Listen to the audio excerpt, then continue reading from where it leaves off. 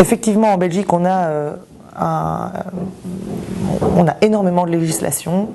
On voit que, si on doit prendre un exemple, la législation qui impose des quotas dans les conseils d'administration, elle fonctionne. Elle est contraignante, il y a des sanctions à la clé, et donc on voit que le nombre de femmes dans les conseils d'administration des grosses sociétés cotées, le nombre de femmes augmente, vraiment.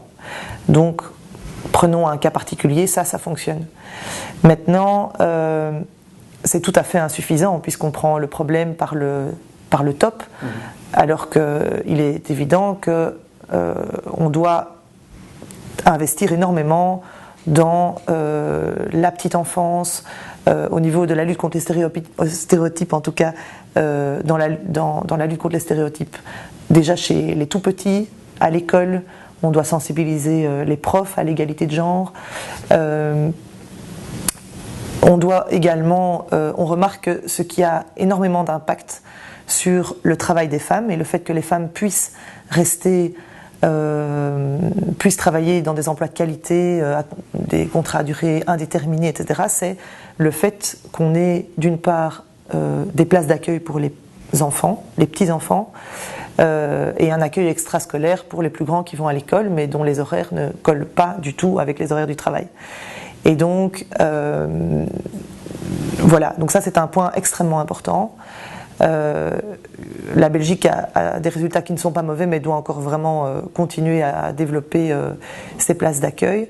Et un autre point concerne les congés thématiques liés à la famille, donc les congés parentaux qui existent en Belgique et qui ont des formules qui sont assez intéressantes parce qu'ils sont très flexibles. Donc on peut en Belgique prendre des congés un petit peu, on ne va pas dire quand on veut, mais on peut prendre un mois. On a 4 mois de congé parental en tout, mais on peut le fractionner, on peut le prendre à temps partiel, etc. Maintenant, c'est un congé qui est encore majoritairement pris par les femmes. Et donc même si le fait de travailler à temps partiel dans le cadre d'un congé parental n'a pas d'impact sur la pension, par exemple, parce qu'on reste assimilé comme travailleur à temps plein, ça a quand même un impact, on va dire, sur la carrière. Si ce ne sont que les femmes qui le prennent, elles vont être dévalorisées par rapport aux hommes. Et ça va aussi renforcer le fait que c'est elles qui s'occupent des tâches ménagères, puisqu'elles seront plus à la maison. Donc, le travail qui est réalisé maintenant chez nous, c'est vraiment d'encourager les hommes à prendre ces congés et d'investir plus la sphère familiale. C'est vraiment l'étape dans laquelle on est maintenant. On doit travailler pour les femmes, mais on doit travailler pour que les femmes soient plus présentes sur le marché du travail, mais on n'y arrivera pas si on ne travaille pas à un renforcement de la présence des hommes dans la sphère familiale. Donc ça, c'est très très important. Il y a un classement européen qui vient de sortir, et la Belgique, les chiffres de la Belgique au niveau du temps que les pères passent avec leurs enfants, les chiffres sont plutôt, vont plutôt vers un moins bien que vers un mieux.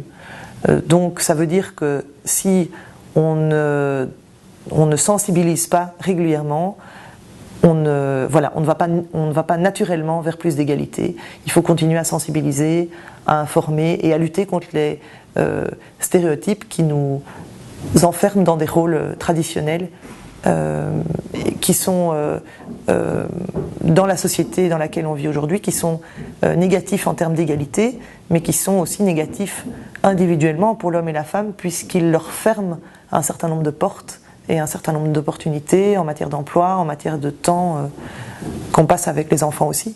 Il y a une étude en Belgique qui montre que plus de 70% des pères souhaiteraient passer plus de temps avec leur famille, mais il y a de nombreux pères qui n'osent pas aller demander un congé parce que culturellement, dans les mentalités de l'entreprise, ce serait très mal vu.